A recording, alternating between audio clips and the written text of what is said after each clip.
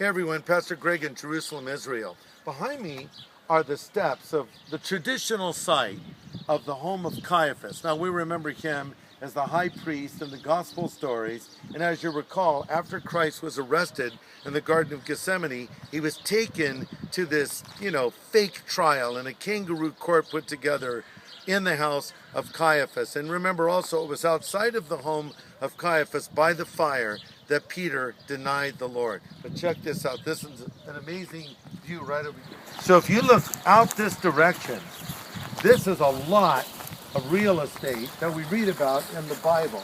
Up there, you see that hill. That is the Mount of Olives, which is significant for so many reasons. But over to the left of the Mount of Olives, you see there is the city of Jerusalem. And as you recall, Christ would often go up to the Mount of Olives. He would stay overnight there on many occasions. There's one passage that says, everyone went to his own home. But Jesus, well, that's where he went. And he would sleep out under the stars at night. There in the Mount of Olives is also the location where Jesus gave what we call the Olivet Discourse, also known as Matthew 24, where he really talked about the end of the world as we know it. I mean, imagine it. It was right up there on the Mount of Olives. Up in this area on the Mount of Olives, if you look a little bit over to the left, and you'll see a church there with some golden spires, that is the area of the Garden of Gethsemane.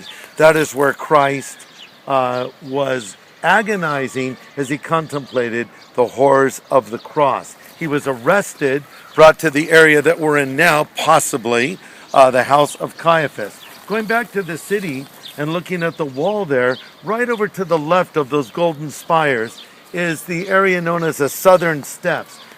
These steps go back to the time of Christ and would have been the ascent that people would walk up to go to the temple. There are very few places in Israel today where we can actually say Christ was here. But the Southern Steps is one of those places. No question about it. Jesus walked up those steps.